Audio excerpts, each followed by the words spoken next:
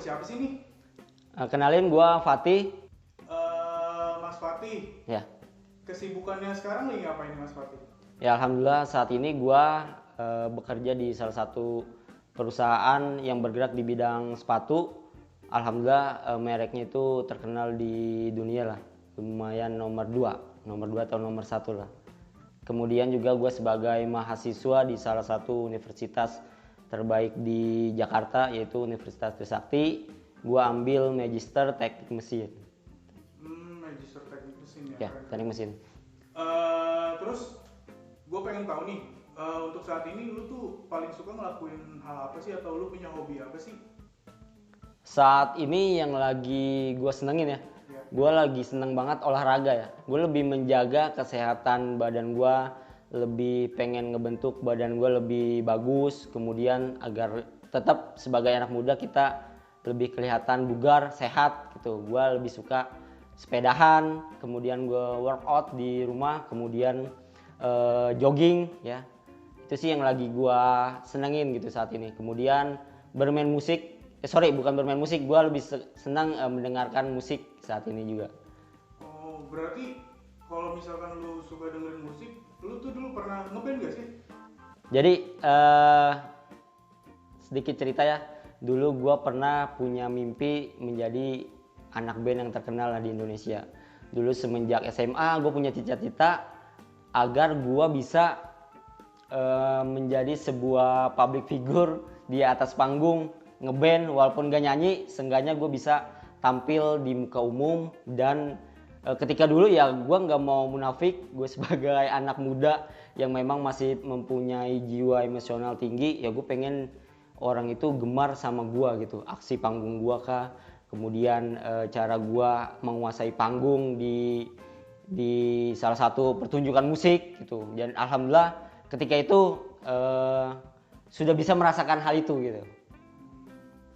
Nah, terus kok sekarang nih, yang sekarang kegiatan yang lagi lu lakuin, kalau lu tadi bilang lu hobi banget sama musik, kok lu sekarang malah jadi kerja kantoran, kenapa nggak melanjutin bermusik? Di balik itu semua ya kembali lagi kepada cita-cita dan orang tua sih. Karena stigma orang tua ya terhadap anak band itu begajulan kah, kemudian anak band itu dekat dengan narkoba, dekat dengan minuman keras, padahal enggak semua anak band itu seperti itu. Buktinya ya bukannya gue sombong, karena gue juga dididik dari orang tua yang memang agamanya alhamdulillah lumayan kuat.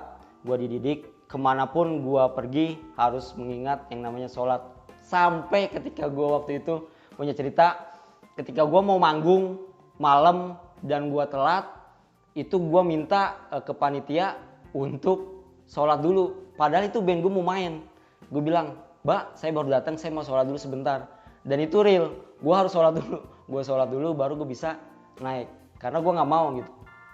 Itu sih yang menjadi gue bisa berpikir bahwasannya ya anak band itu nggak seburuk orang tua pikirkan gitu. Nah, terus sefanatik apa sih saat itu lu band-bandan? Dulu gue ngeband itu bener-bener fanatik ya. Dari yang nggak bisa main musik sampai gue tiap hari harus ngulik demi bisa nantinya di studio sama teman-teman gue bisa ngikutin gitu. Karena kan yang namanya band kita harus satu chemistry, harus dapat feel-nya. Nah itu gue sampai ngulik banyak lagu gitu, sampai ya lumayan bisa gitu ya. Ketika itu gue berusaha harus bisa lebih baik dalam bermain musik. Nah, sampai akhirnya lo harus mengubur cita-cita lo untuk menjadi anak band. Alasan yang paling kuat untuk lo mengubur cita-cita itu, tadi lo bilang orang tua. Nah, selain orang tua ada nggak? Ya, yang pertama itu tetap gue orang tua ya. Karena apa? Alasan gue karena orang tua itu pertama, ketika itu ya orang tua gue tinggal seorang Umi lah. Gue manggilnya Umi gue sendirian. Ketika gue lulus SMA, gua nggak punya pikiran gua mau kuliah, gua nggak punya pikiran gua mau belajar. Gua di situ cuma berpikiran gua mau jadi anak band, gua mau nyari uang sendiri hasil dari band gua, atau gua bisa jualan untuk menghidupi kehidupan gua sehari-hari tanpa gua harus minta ke orang tua. Ketika itu ya gue berpikir ya udah, yowes gue nggak usah kuliah, gue nikmatin hidup gue aja. Selama kurang lebih setahun gue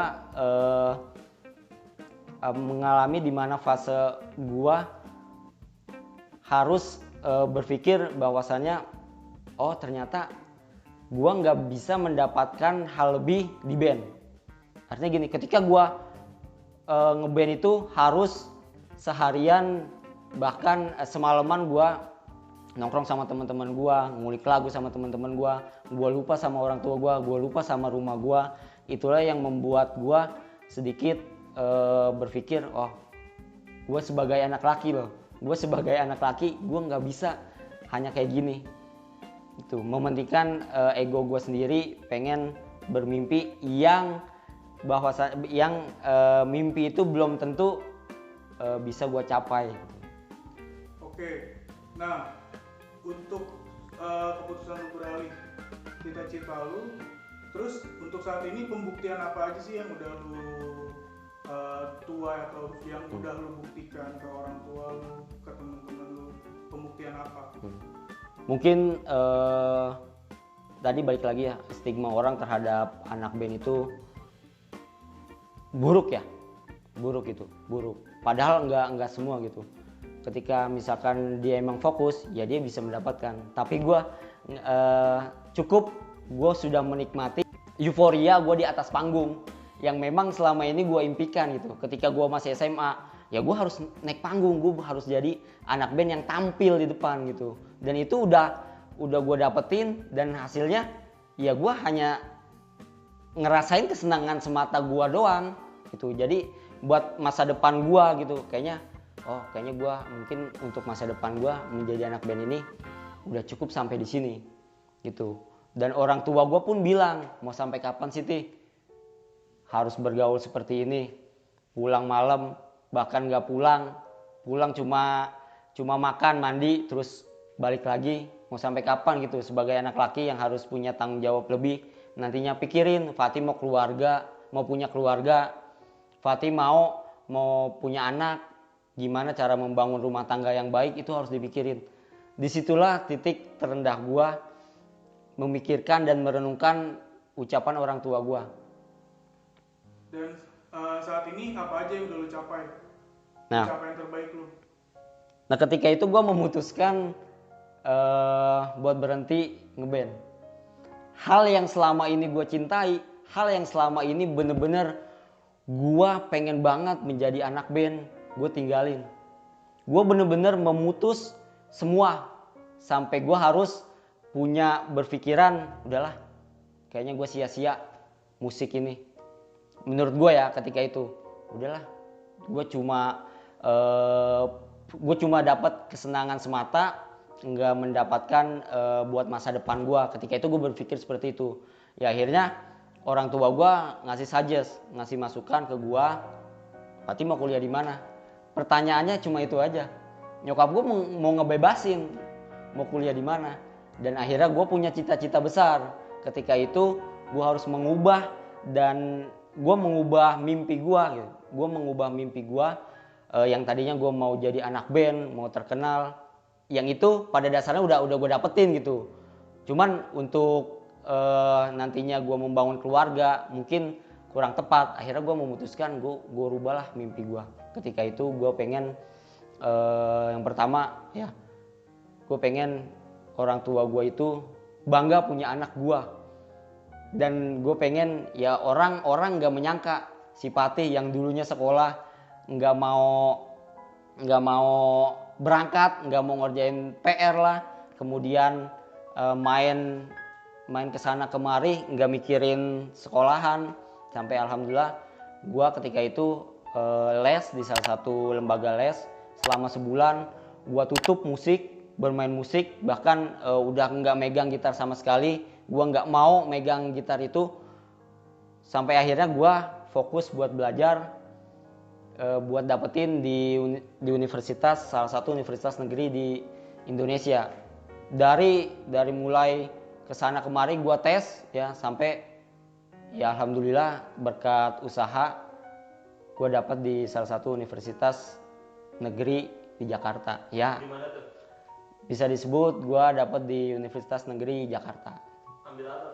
Gue dapat pendidikan teknik mesin. Gue angkatan 2013 teknik mesin. Nah, terus kalau misalkan satu kata buat Umi lu apa? Satu kata. Nggak akan terganti sih orang tua ya. Karena